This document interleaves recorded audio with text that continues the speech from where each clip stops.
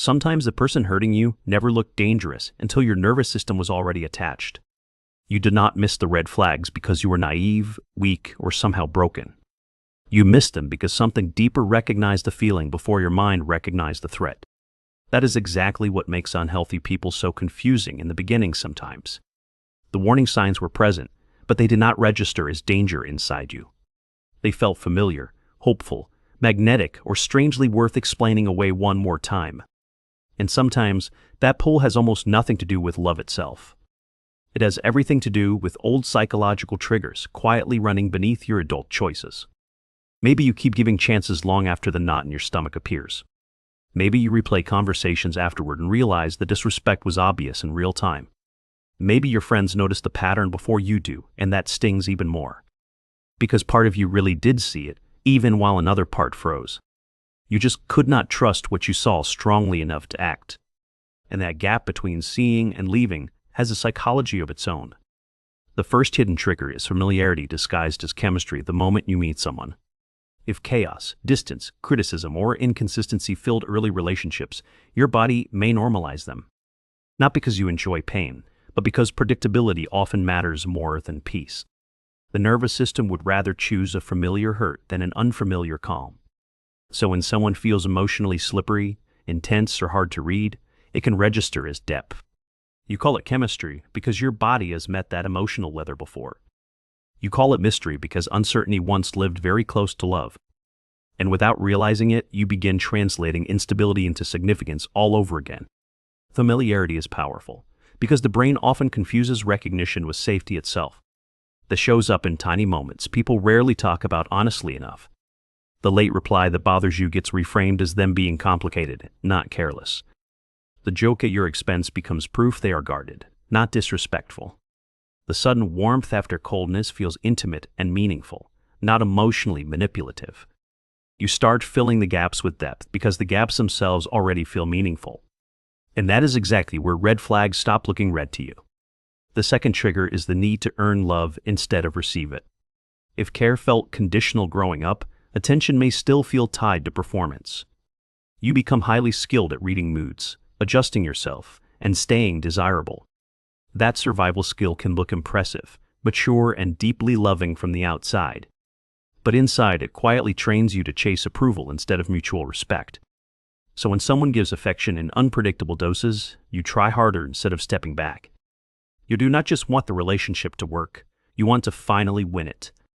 And once love feels like something you win, warning signs become obstacles, not information.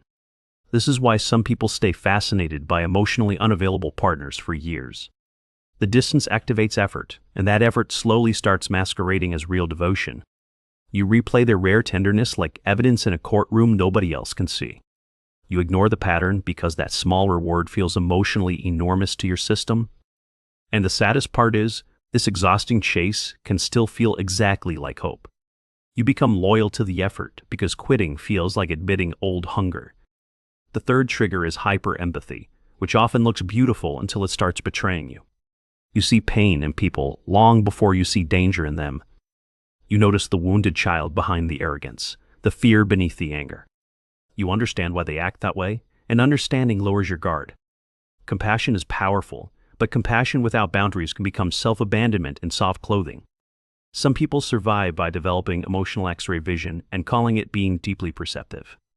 They can feel what others hide, and that makes them unusually forgiving. But perception can become a trap when you keep bonding with potential over behavior. You start loving who they could be while ignoring who they consistently are. This is why red flags sometimes disappear completely inside the warmth of your compassion. Their trauma becomes the headline, while your exhaustion becomes background noise again. Their difficult past starts explaining everything, even the damage happening right now. And slowly your empathy becomes the reason you stay too long there. You're not imagining their pain, but their pain is not your responsibility. Understanding someone deeply does not require handing them permanent access to your nervous system. The fourth trigger is fear of emptiness, especially after long periods of loneliness. Loneliness can make almost any connection feel intensely meaningful and strangely urgent at first. Not because you are desperate, but because emotional deprivation quietly changes your perception. When you have been unseen for too long, being noticed feels almost sacred. even if the attention is inconsistent, shallow, or mixed with control patterns. The nervous system hears finally before it has the chance to ask safely. That is why scarcity can make red flags look smaller than they are. You see this in dating, but also in friendships and family dynamics. The friend who only calls when they need comfort still feels better than silence. The relative who invalidates you still gets endless access because being excluded hurts more. The partner who drains you still feels safer than another empty apartment. And when loneliness is old, even emotional crumbs can start feeling like rescue. Scarcity makes almost love look nourishing, even when it keeps you emotionally underfed. The fifth trigger is self-doubt, especially when your reality has been questioned before. Maybe you were called too sensitive whenever something genuinely hurt you in childhood. Maybe your instincts were dismissed until you stopped trusting your first reaction. Maybe peace depended on minimizing what you felt and moving on quickly. So now, when something feels off, your mind immediately cross-examines your own perception. You do not ask what they just did. You ask if you imagined it.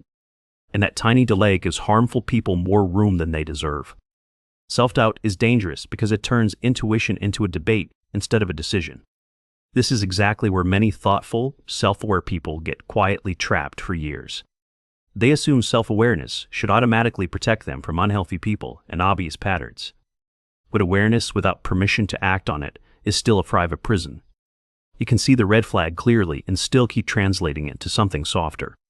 Because leaving does not only threaten the relationship, it threatens old coping strategies too.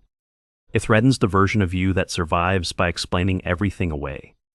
And that is why change can feel terrifying even when staying feels worse. Some people are not hard to read. You're just trained to overextend benefit. Sometimes the red flag is not loud at all, which makes it easier to excuse. It is the feeling that you keep shrinking during ordinary conversations lately. It is how your body relaxes only when they seem pleased with you. It is the way you rehearse simple texts so nothing starts conflict. It is the guilt that appears whenever you consider having a boundary.